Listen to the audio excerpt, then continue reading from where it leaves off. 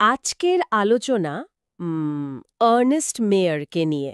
Harvard বিশ্ববিদ্যালয়ের একজন খুব প্রভাবশালী বিবর্তনীয় জীববিজ্ঞানী ছিলেন। হ্যাঁ। আমাদের কাছে একটা ছোট্ট পরিচিতি আছে, সেটা থেকে একটু বোঝার চেষ্টা করব যে কেন তিনি এত গুরুত্বপূর্ণ ছিলেন জীববিজ্ঞানের জগতে। হ্যাঁ, আর্নেস্ট মেয়ার, ইন্টারেস্টিং টপিক।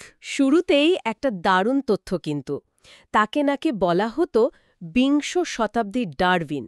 ভাবা যায়? কি বলছেন? ডারউইনের সাথে তুলনা? হ্যাঁ, আর তিনি প্রায় ১০০ বছর বেঁচে ছিলেন।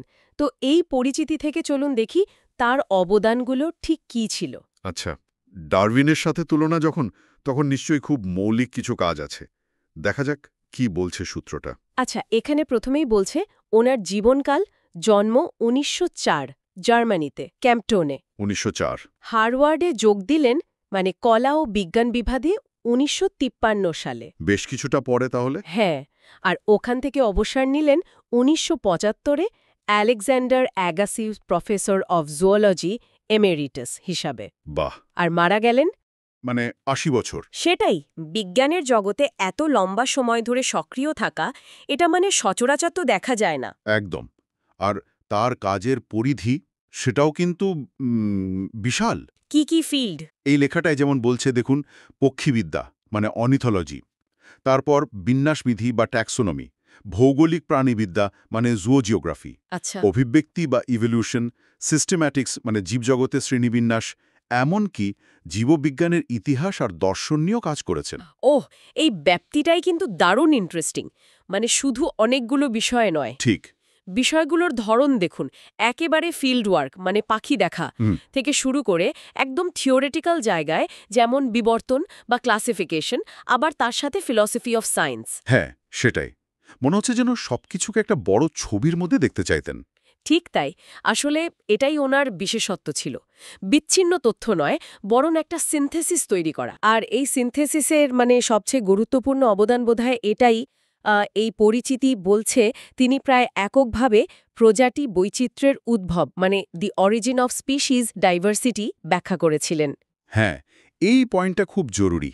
দেখুন, ডারউইন আমাদের বলেছিলেন অরিজিন অফ স্পিসিস, প্রজাতি কিভাবে তৈরি হয় বা বদলায়। হ্যাঁ। কিন্তু মেয়ার ফোকাস করলেন পৃথিবীতে এত রকমের প্রজাতি কেন, এই যে ডাইভার্সিটি, এর উৎসটা কি। আচ্ছা, ভ্যারাইটিটা কেন এত বেশি? ঠিক, তিনি মূলত এই ব্যাপারটা ব্যাখ্যা করেন। বিশেষ করে ওই যে ভৌগোলিক বিচ্ছিন্নতা, ধরুন পাহাড় বা নদীর জন্য কোনো পপুলেশন আলাদা হয়ে গেল, তারা কিভাবে ধীরে ধীরে নতুন প্রজাতিতে পরিণত হয়, অ্যালোপ্যাট্রিক স্পিসিয়েশন যাকে বলে। বুঝেছি। আর ডারউইনের তত্ত্বকে এটা আরও পূর্ণাঙ্গ করল, তাই তো? একদম।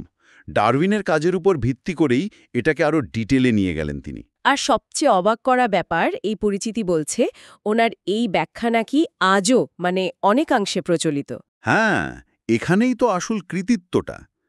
জীববিজ্ঞানের মতো একটা ফিল্ড যেটা এত দ্রুত বদলায়, সেখানে ওনার দেওয়া একটা মৌলিক ব্যাখ্যা স্পিসিস ডাইভার্সিটি নিয়ে, সেটা আজও কেন্দ্রীয় গুরুত্ব ধরে রেখেছে। হুম। এখানেই ওই বিংশ শতাব্দীর ডারউইন কথাটা সার্থক মনে হয়, তাই না? ঠিক তাই। এই রকম মৌলিক কাজের স্বীকৃতি তো নিশ্চয়ই পেয়েছিলেন। অবশ্যই। এই পরিচিতিতেই উল্লেখ আছে জীববিজ্ঞানের তথাকথিত ট্রিমুকুট বা ট্রিপল ক্রাউন অফ বায়োলজি পাওয়ার কথা। Triple crown? সেটা কি রকম? হ্যাঁ, তিনটে খুব বড় পুরস্কার।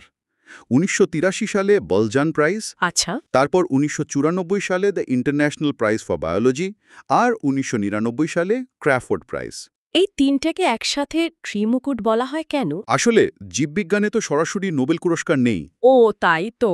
তো এই তিনটে পুরস্কারকে বিভিন্ন ক্ষেত্রে জীববিজ্ঞানের সর্বোচ্চ সম্মানগুলোর মধ্যে ধরা হয়।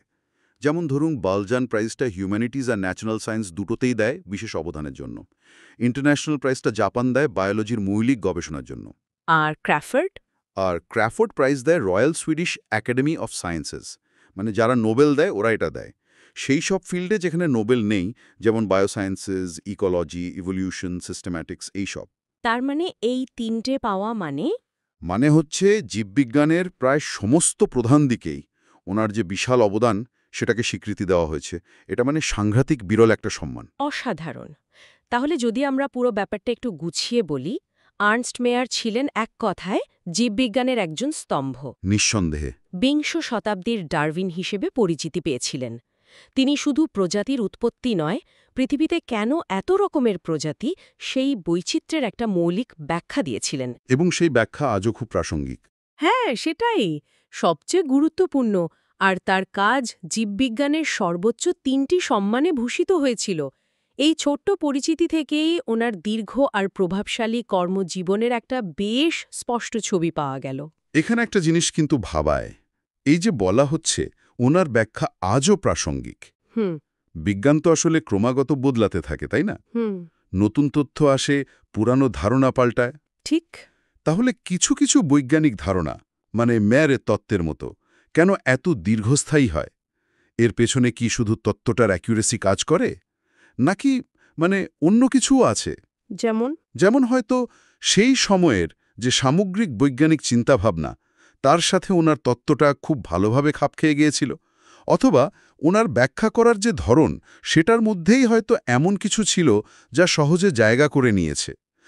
এই দীর্ঘস্থায়ী প্রভাবের কারণটা কি, সেটা নিয়েও কিন্তু আরও গভীরে ভাবা যেতে পারে। সত্যি ভাবার মতো একটা পয়েন্ট।